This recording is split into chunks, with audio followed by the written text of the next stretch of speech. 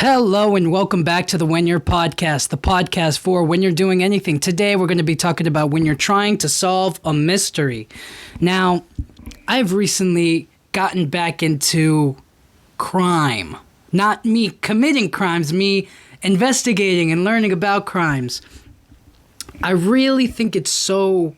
When a good case comes along, you just want to know all about it. You know, there's certain things that happen in this world that are horrible, horrific crimes. But that doesn't mean I'm not fascinated or intrigued by how they got caught. You know, these idiots get caught. And I just keep thinking, like, the perfect crime always goes away. You know what I mean? Like, you never know.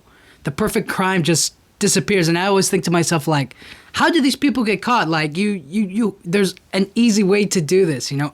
If I were to do this crime, not that I am or I ever want to or that I've ever thought about the idea of hurting or doing something wrong to somebody else, but it's always like, if I were to, like, you know, I think about this sort of stuff as it's like, if I were to really have it out for somebody, like if I really wanted to hurt them and like get them down in the, you know, dig the grave for them, then I wouldn't get caught. You know, I'd be methodical. I'd plan it all out. I'd think about every last detail. Now, the first thing that got me hooked onto to crime. Not me committing crimes. I want to be very clear about this.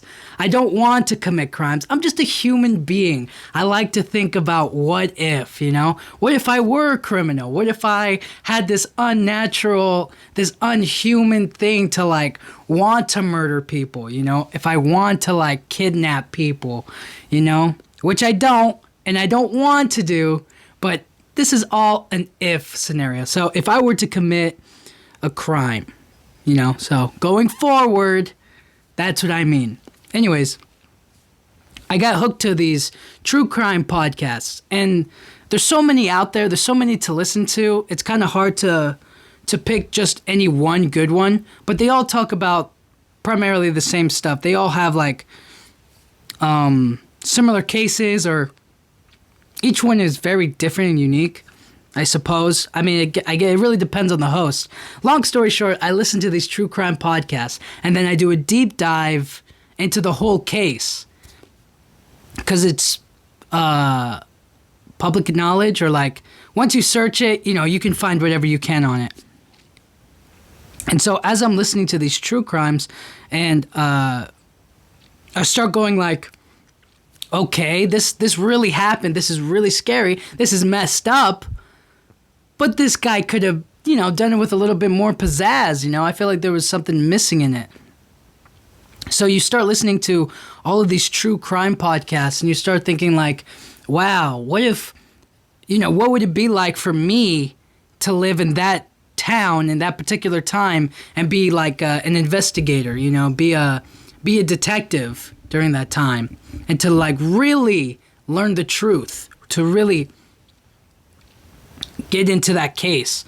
And there's not any one particular case that sticks out to me. I mean, I know I like listen to them, but they all kind of had the same kind of premise, I suppose. It's like, guy does bad thing and he kills a bunch of people, and then they find him and they catch him and they connect the dots to him.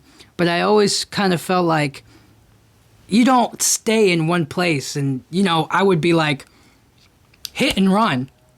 You know, you don't want to stay in any one area, because the likelihood of you getting caught increases every single time. And so, true crime podcast after true crime podcast, and you start, like, feeling the weight of, like, wow, the world is a really scary and bad place, you know? It could happen to anybody. It could happen to you. It could happen to me. And so I start thinking, that's why I need to constantly be sharp. You know, when I'm trying to solve a mystery, whenever you look at any mystery, any detective, any person who really has a brain, they're super smart, they're super sharp, they know just little details. So every single day I try to, like, remember small details about my day. What did I drink for water? At what time did I drink it? Where was I here? Where was I there? How did I drive? Do I remember the street sign, the street name? All of these little different things. And I guess that's kind of like normal for some people, but for me, it kind of goes over my head. It's just part of my day-to-day routine. And then like somebody asks, where were you from 4 to 7? And you're just like, you stammer, you can't figure it out. You're like, where was I? What was I doing? I don't even remember what I, ate for breakfast. So I always try to stay sharp. I always try to make sure that I'm at the top of my game, so that way if something happens, the detective in me comes out and I can just like solve it right away, or at least clear myself. And another part, like there are a lot of, how do I want to say this? There are a lot of YouTube channels and a lot of entertainment places to get kind of that hunger for true crime. Like I watch the BuzzFeed Unsolved stuff. Now some of them are like supernatural events. Some of them are like really weird and bizarre. Like some lady, and go watch them. I think they're really great. But like I think some woman kind of like she burst into flames, like she kind of like exploded, like she just burnt to a crisp and nobody could figure out how. And people think it was just like, instant combustion. Like she just, for some reason, exploded. She just turned to fire. Like she just started burning up. And I was always like, there has to be some sort of solution. There has to be some sort of logical answer. And then they break down like what they think might have happened. But I always like to go against all of those, especially with these unsolved mysteries, these unsolved cases. I always try to look for, the saying is like, the saying is that like you hear footsteps, or you hear, what's it called? I can't think of the word, but you hear footsteps and you think horses, not zebras. But the actual way the mind brain works is like especially during these unsolved ones, it's like you hear footsteps and you just kind of have to think, oh, actually, it's zebra, not a horse. It's something crazy. It's something so far-fetched, something so out there that nobody would ever think about it. And that's when you kind of have to go like, that's what I really want to do. I'm going to readjust my mic real quick. I got to take this thing off.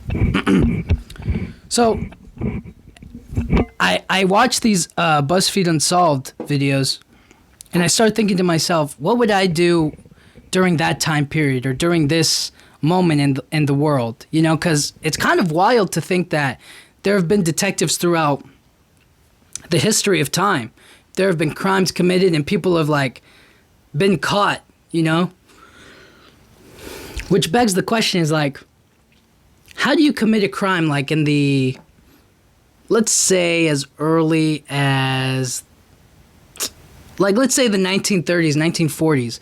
Like, if you get caught committing a crime during the 1930s, during the 1940s, you're an idiot. Because that was pre-anything. There wasn't any real technology to catch people.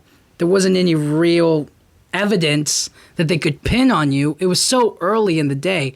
And even way back before then, if you were a criminal back in the day, you were a stupid criminal. So when I watch these BuzzFeed Unsolved and they talk about like, I don't know, the early 1900s, it always makes me think like, yeah, of course they couldn't solve it. They didn't have the technology of the time. So because they didn't have the technology of the time, they couldn't have solved it. If we could go back to that day and age and that time, we would figure out things so much better, so much more efficiently. And right now, because we have the tools at our disposal to do fingerprints, DNA testing, and we're able to confirm matches to specific people, the higher chance and probability we have of really solving it. So that's why it's always fascinating to come across a case maybe that's nobody can piece together, nobody can prove any specific to any specific person or persons involved in the crime.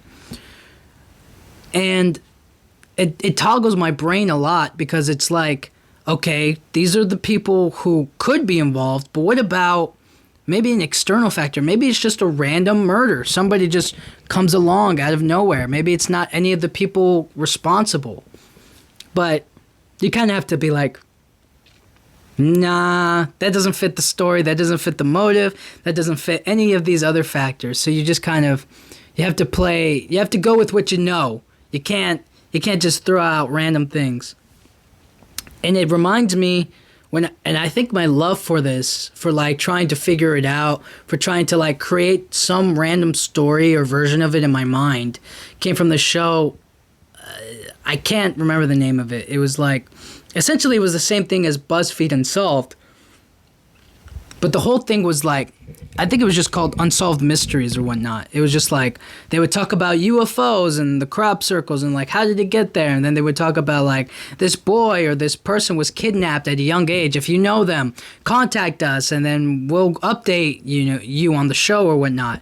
And it was something like that. I think it was called Unsolved Mysteries. I can't remember right now. But that kind of, watching that show, very young, and like watching, I don't know, like Sherlock Holmes and maybe reading mystery books and stuff, it made me fascinated. And I think it fascinates everybody about like murder mystery and like solving puzzles and clues and like getting all the evidence together and then being like, yeah, this is it. It's what's so fascinating to me about lawyers is that they're able to, there's so many levels to law to really uncover the truth and like loopholes and ways to like work around it. But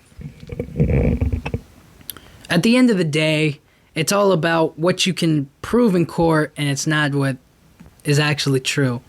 Anyways, this Unsolved Mystery show, I used to watch it, and then there was this one time they updated us. They were like, we found this guy. We found him. We connected him to the family. They called the show. We found him. He got back with us, and they connected, and everything is wonderful and cute. But, like, I always thought, like, that's so crazy. That's so creepy that, like, you had this whole other family, this whole other life.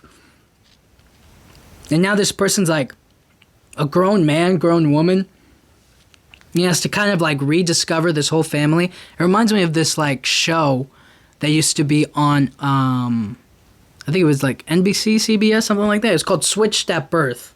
And it was essentially like the babies got switched at birth. They were with the wrong families. And so because they were wrong with the wrong family, everybody was like trying to get together and come as one and be one family. And one of the girls was deaf. The other girl was just, deaf people are regular people too, all right? Don't start with me, all right? Deaf people are regular people too.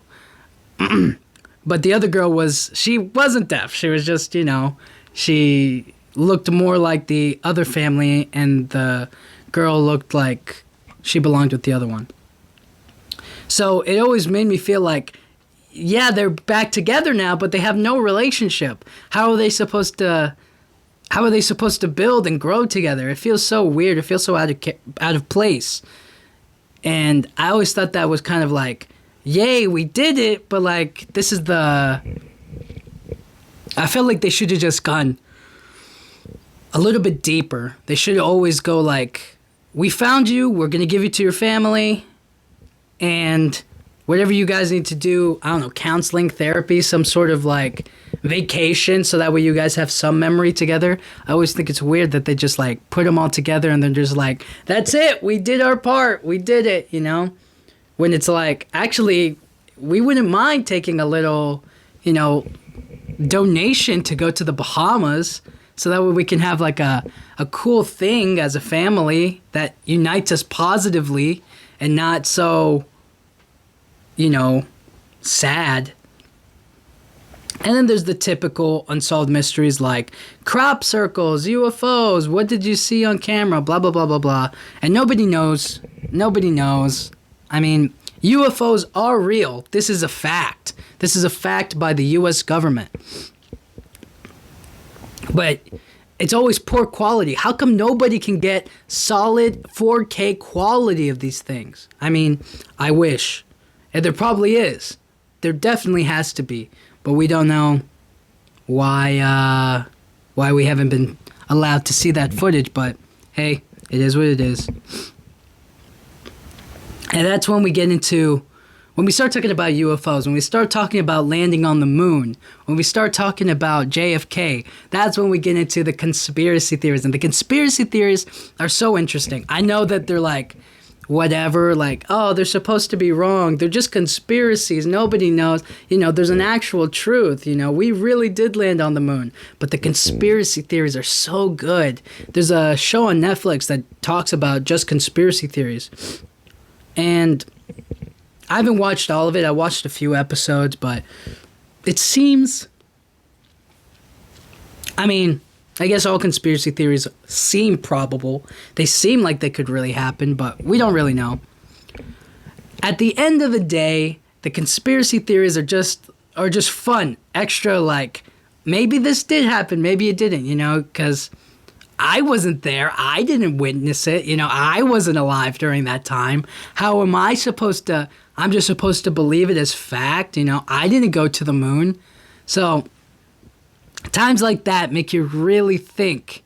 And it just, like, puts a Rubik's Cube into your brain. And you're just like, all the pieces fit. This could be how it happened. Or this could be what it is. But we don't know. We obviously don't know. And I really like a lot of conspiracy theories. I like just people deducing things in general. Like when Kylie Jenner got pregnant with her second baby and people noticed that it was because of her nails. They had seen she had posted with those nails like a couple months prior, and then they were like, actually, she could be pregnant right now, and she just re-uploaded a whole new thing because she posted these nails again. There's no way she did the same nails again. So, this is a past photo shoot. She's putting it out so that way nobody knows that she's pregnant, and they figured it out. And that's when I was like, oh my gosh, we were right. You know, they were right, not me. What did I do? They were right. I love moments like that where we all can come together collectively and we can all kind of like, oh yeah, she's right. Or one person figured it out. One person was like, actually their nails were this and then that and then whatever. And then it kind of leads more into the like creepy, because I don't follow Kylie Jenner. I don't know what her nail is, but somebody is really into Kylie Jenner, is really all about, Kylie, that they investigate and they learn and they consume their content so much that when these moments happen, they can just kind of put it out there. They can kind of expect people to listen and like follow along when they have the evidence and proof. And this happens a majority of time. Like there's certain videos online where it's like people exposing other people. Those aren't really theories, but it's just like, it's nice to see all the evidence and then they put it out there on blast for the other person to be like, you can't deny the truth. This is the truth. I like that. I like those moments. I like when all the evidence is brought forward.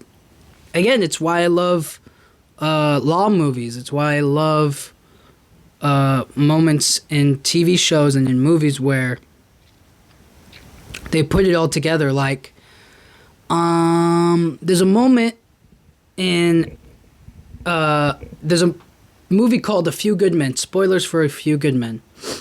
And the movie is like trying to gather all of the evidence, all of the facts, and they're trying to get the opposing side to explain that they were the ones that committed the crime without saying the exact specific words that are needed to say it.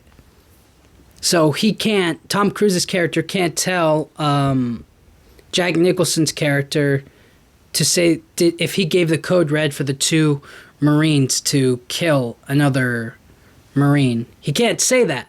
So he has to like dance around it and he has to figure out all of these different ways to trick him into saying it, into admitting the truth. And he ends up doing it. And it's moments like those that really make you think. They're so ingenious that there is a way and there's always a possibility, especially when you have the tools at your disposal. So that's how I kind of think of conspiracy theories. There's another idea. There's another thought out there. Is it as popular? No. Is it a conspiracy? Yes, because they've already accepted one theory as fact. This is what happened. But if somebody else comes along and thinks a different way, everybody's like, maybe, who knows? This is, it's fun. It's entertaining for me. Another thing is just like finding clues. You ever find a clue of like somebody doing something? It's like when they find like a whole mess of like toilet paper or like pillows or whatever, all destroyed and messed up, and then you look to your dog and you're like, who could have done this, huh? Was it the cat or was it the dog with all of the feathers and whatnot all over his face? Who could have done all of this mess? And so you kind of just put the clues together one on one. And there are other clues as well. Like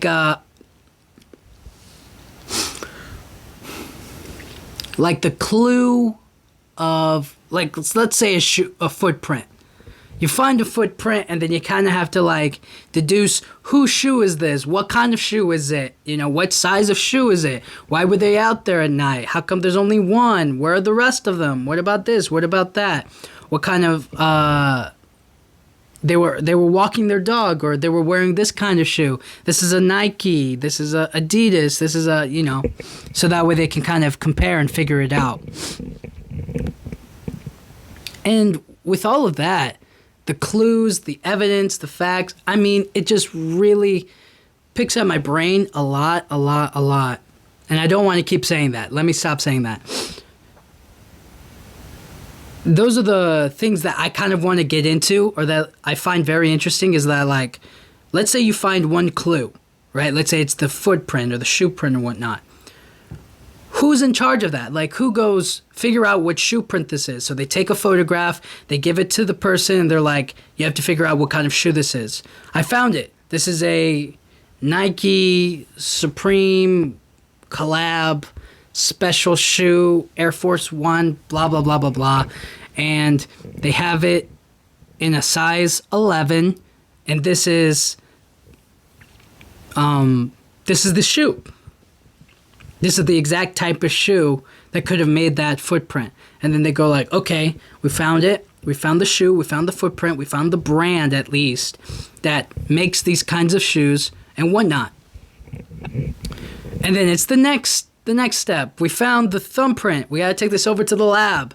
We got to give this to a scientist who can run DNA analysis, or they can make a photographic... They can make a photographic scan of it, so that way we have it on file. So if we find the criminal, then we can get their fingerprint and it'll match up to the scene of the crime. And it could be a glove, who gets found at the crime scene, and could be the potential gloves that the murderer was wearing. There are all kinds of clues. There are all kinds of things out there. So I always wanted to know who's in charge of that. It's never any one person. It's a team. It's a multiple people. It's all of them working together trying to figure it out. It reminds me of Criminal Minds. Like, they got Spencer Reed. They got Hotch. They got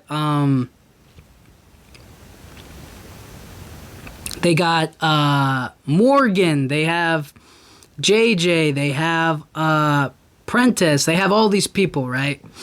And they all specialize in certain things, and they have unique skills, and they have certain skills and abilities that make them good at what they do and who they are and what's going on. And I always wanted to know who's at their best, like who knows it the best. Because Imagine if you took the shoe print to a sneaker shop and he's like, yeah, dude, I don't know. I don't know what kind of shoe that is. And you're like, what help are you? Like, we're trying to figure out who's the serial killer, and we show you a footprint. You work at a shoe store, and you can't even tell us what shoe fits this foot? Like, what shoe fits this shoe print? He's like, no, dude, I can't. So there has to be somebody out there who can connect it. Somebody who looks through dozens of shoes every single year, or, like, can just look at it and be like, that's a sports shoe. It's relatively close to Adidas or Nike, and they're at a certain size level. So they're going to be about a size 10 or up, whatever. And I do wonder how deep that goes, how far somebody has to look for that. Because I don't think that shoe clue finder goes well on a resume. I mean, there are any number of skills that come with it, but I guess that's not such a difficult clue to figure out. You just look at the shoe, you try to figure out what kind of style it fits, and then you look for a brand or whatever. I guess. I don't know. Now, while we're talking about mysteries, while we're talking about finding clues on specific things, maybe even supernatural, I want to talk about ghost hunters. Ghost hunters are a special kind. They're a special breed of mystery solvers because there's no way for us to truly know if they're right or wrong. Because in order for them to be completely right, we have to believe that the ghost is actually there and can communicate, and we can see it and we can identify it like, that's a ghost. But if we can't, then it's kind of like up in the air. Like, is it real? Did it happen? Is this all in our mind, just something logical, like scientific base happening? Or is it just like us in our imagination and we think that something's happening when actually nothing is really happening? And I don't know. My feelings on ghosts are always that even if they did exist, I don't know how much they could really hurt us. Hurt me, at least, you know. I guess if they, like, possessed me. I don't know. I feel like finding clues or evidence on ghosts is really specific and particular. You have to... all the right things have to be met in order for it to feel right. I mean, I just don't take it as seriously because I saw this video of, like, Demi Lovato singing to him and being like... I was like, what is going on here? I don't think I've ever seen a scary ghost video or like where something happens and I'm like, that's scary, that's weird. I always kind of just think like maybe they're putting on an act or it's not anything really happening or going on. Like there was this video of this guy, he was sleeping in bed, right?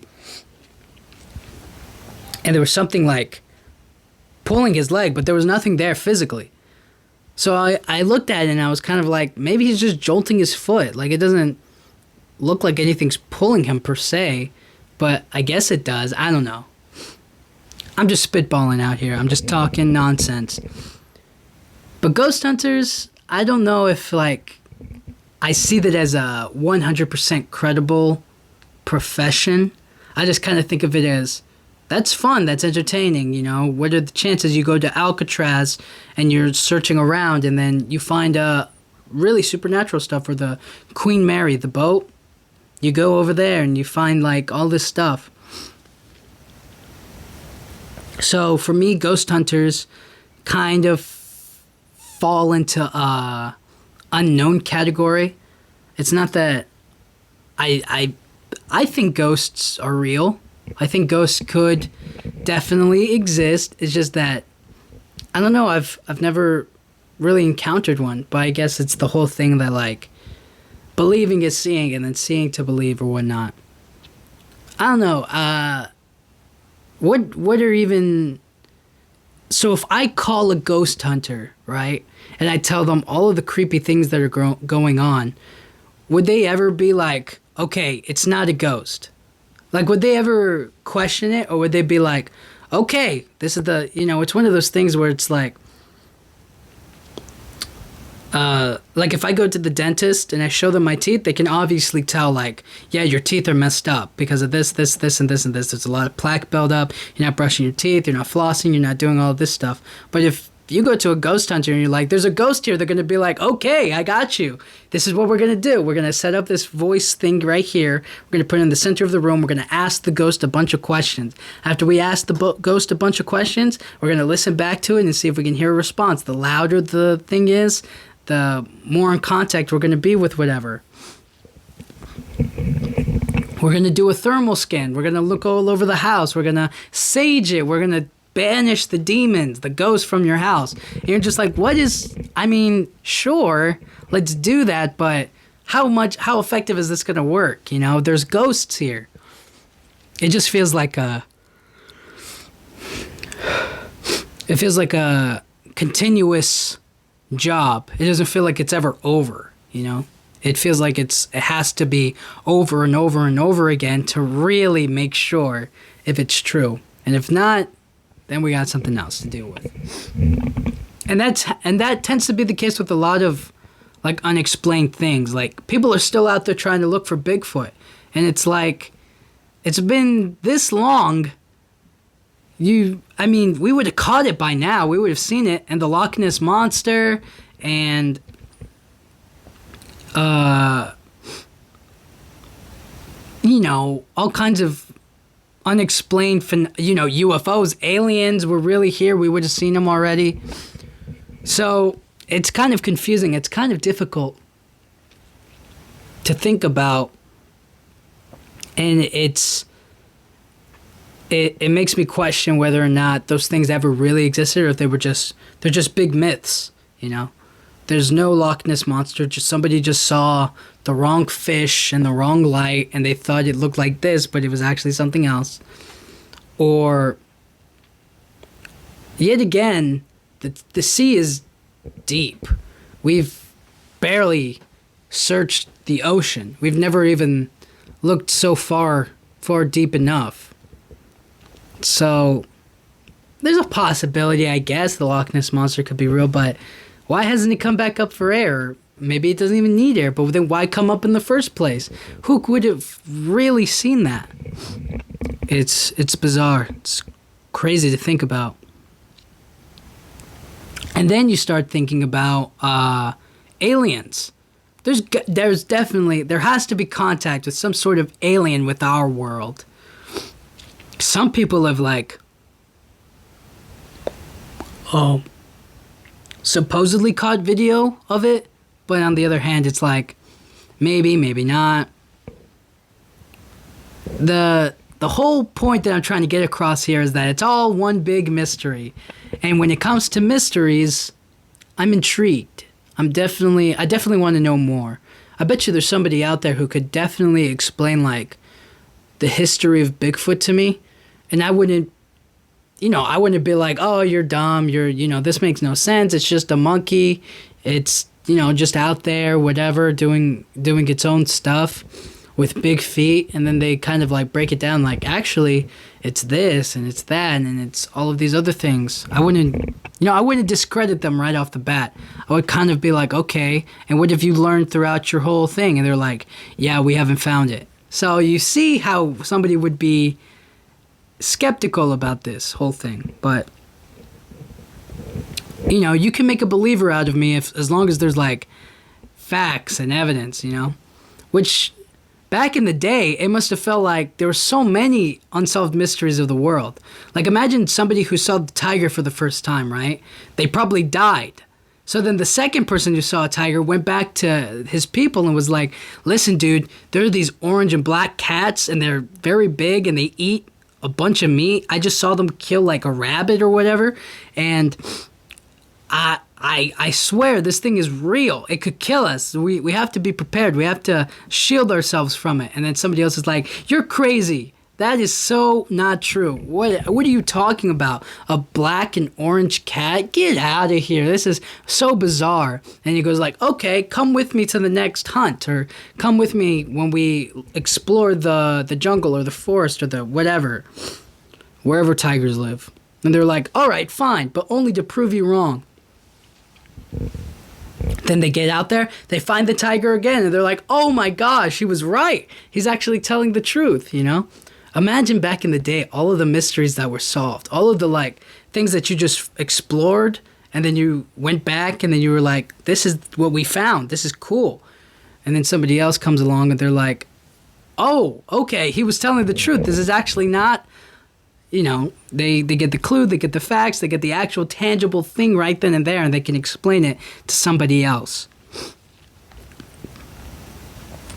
Now, because there's so much crime out there, there's so many things that happen out there in the world, the internet is obviously a big help. I explained like Kylie Jenner, and I think that because we have a lot more access to video and photos, and we can connect so much easier to people from across the globe, that there's become a high increase of internet detectives. And I watched this documentary called Don't F with Cats, and it was essentially like this whole Facebook group that like kind of came together that was like, saw this video of this guy suffocating cats in a bag, and they were like, we got to catch this guy. What's the background looking like? They got a poster from here and then there and then blah, blah, blah, blah, blah, blah, blah, blah, blah. And it all kind of like tied together. They ended up catching the guy, but it was kind of glamorized or made to seem like a movie or whatnot. So, I don't know. I think the internet detectives are definitely really, really cool. Especially from like such small information.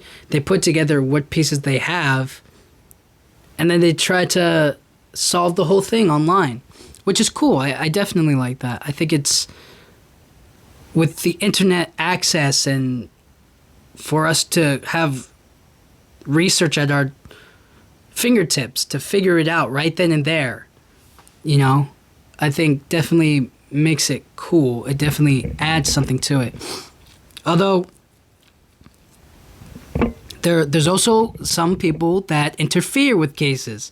Maybe they try to dive in too deep into a case, or they try to do too much, and it just doesn't end up working, or it just feels like they're wasting their time and whatnot. And that tends to, or they're annoying, or you know, maybe they believe one thing or another. There has to be more than one case. Now, I mean, that's the only one I can say off the top of my head, but there has to be multiple instances and multiple cases of internet detectives figuring things out, sending it over to the police, and the police are like, all right, you solved it for us, thank you, you know, we can get all this stuff done. I don't know if is there a reward for it? I guess it depends, right? I guess it really depends on who's looking for it, or if they want a reward. And it also depends on the case, right? If somebody gets kidnapped and they want to find the person as quick as possible, and you know, and they have like internet detective or whatever, they look online and then they find them, then they can claim a reward. But I guess there's no real reward if like they're I don't know, let's say murdered. Like, you're not going to get the person back, but to catch the person who did it is good enough. So why would you put out a reward for it? You know, things like that. And sometimes you find yourself looking online, trying to figure things out for yourself, and you kind of think, I could be an internet detective. I could solve this mystery. I can definitely search throughout the whole World Wide Web and find the answer. I can find the solution. I can piece it all together myself. And you definitely could, but it's a lot of work, and you definitely need the help of the police and all this other stuff.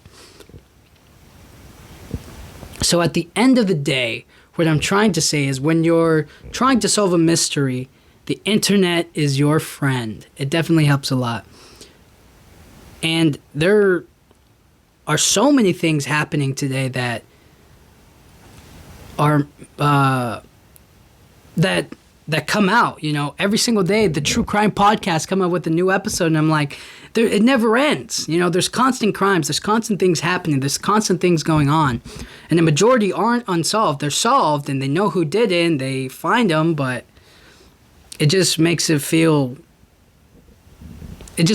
like no matter how much we solve or how much we kind of like put away the bad guys in jail, they always come out with a new one. There's always another person. There's always something else happening. And so at the end of the day, when you're trying to solve a mystery, you got to stay sharp. I think that's the perfect way to do it. You have to stay at the top of your game mentally. If you don't, you're definitely going to lag behind. You're definitely going to miss a detail, or you're going to miss a certain thing, or at least take notes, I guess. Try to keep a journal of everything you did that day or not. Try to think outside the box, Try to think of something so bizarre, something so weird, especially if the case is weird.